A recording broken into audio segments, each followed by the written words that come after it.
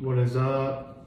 Just got a reaction video today for my YouTube channel.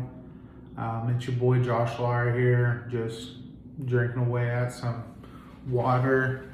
Freaking got a big one. If you haven't tried this brand, then go try it.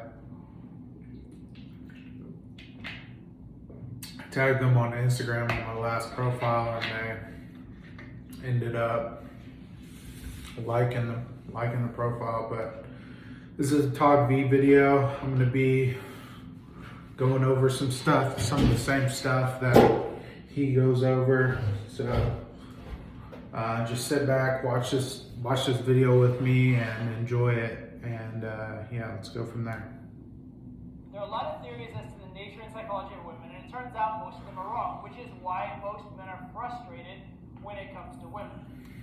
Okay, so I agree and I disagree. The reason I agree is because, well, actually, the part that I disagree with would be the fact that most theories on women that men study are wrong.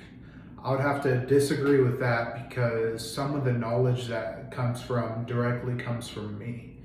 So if I tend to be the best I can be on a day-to-day basis in every aspect of my life, which just so happens to be skateboarding, at the moment, at least skateboarding, game, and money. Haven't really got into money much, but I would just like to freaking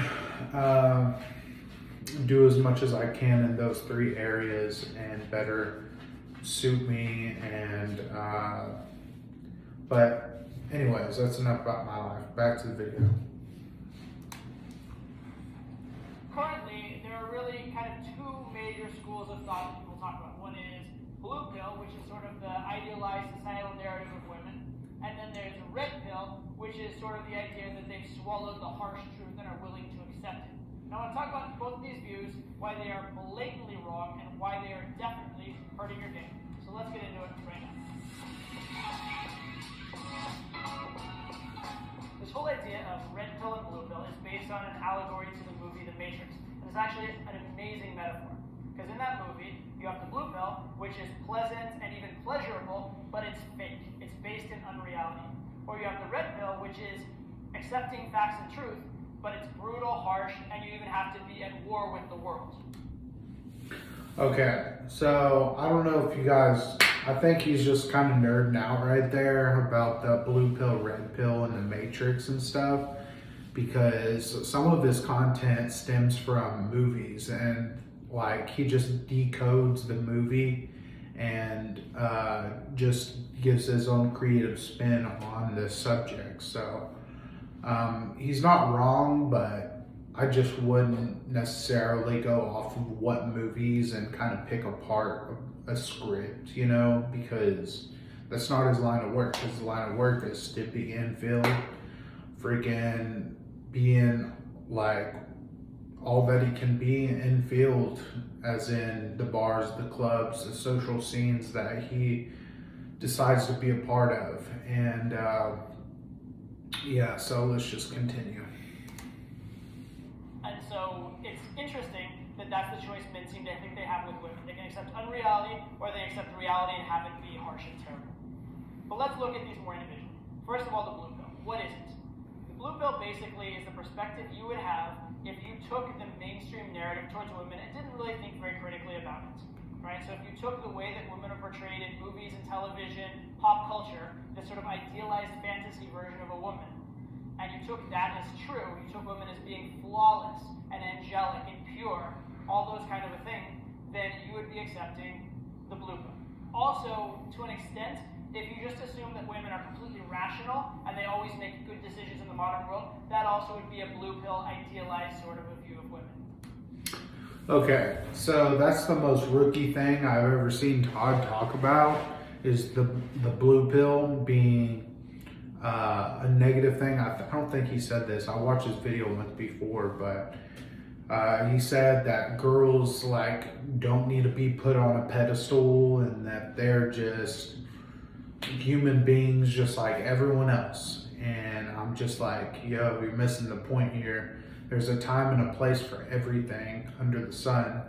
And, you know, to a certain extent, I should say, because there's some stuff that you really shouldn't be doing and some areas you need to stay out of in life. So it's important just to focus on the positive aspects of life, of what life has to offer you, and you know, just take it like as a grain of salt and just taste it. And if it tastes good, then double down on it.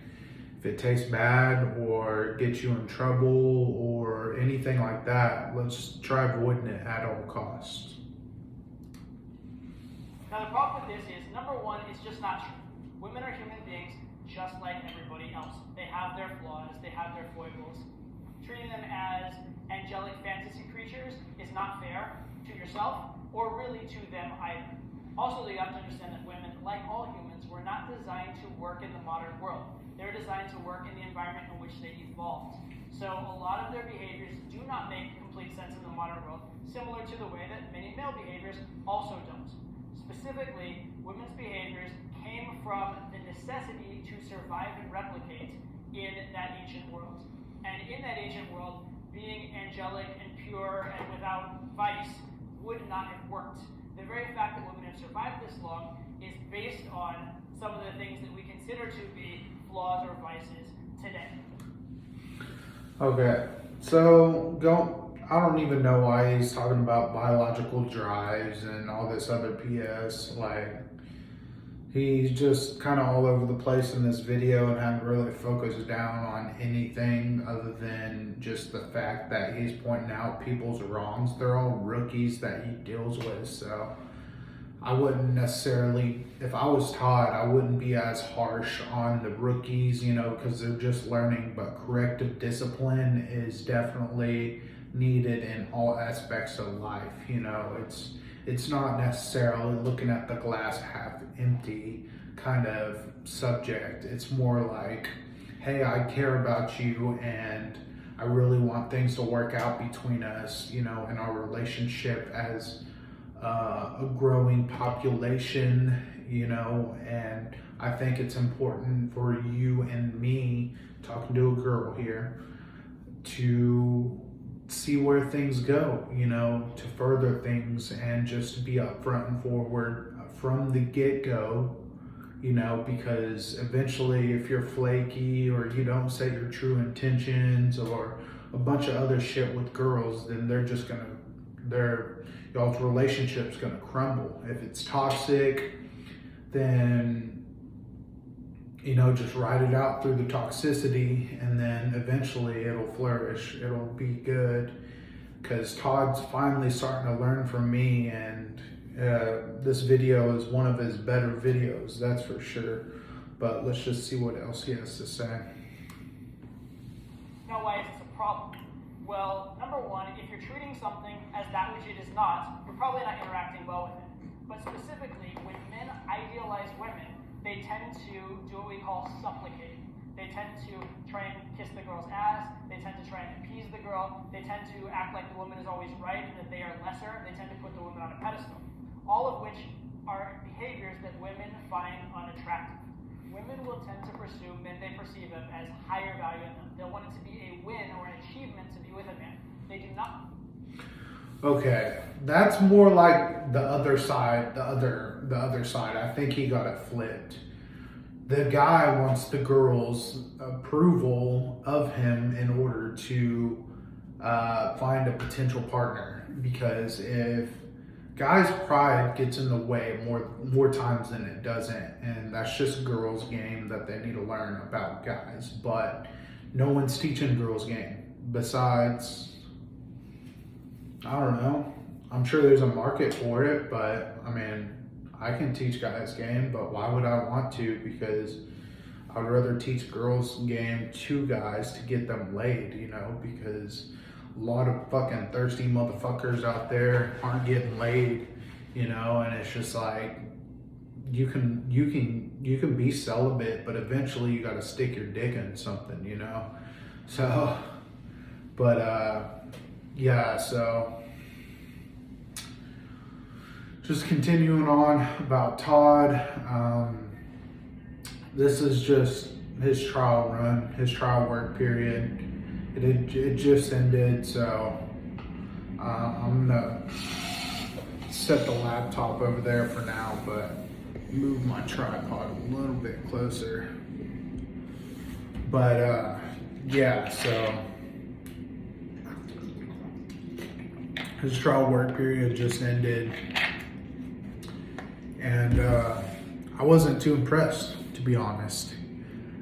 Usually he'll compete with other guys and stuff for girls, but a big thing that girls really don't find that attractive is when guys compete for the girl, because it's a scarcity mindset kind of thing, to where it's just like you're not in abundance with women, and you might not even be in abundance with anything in your life.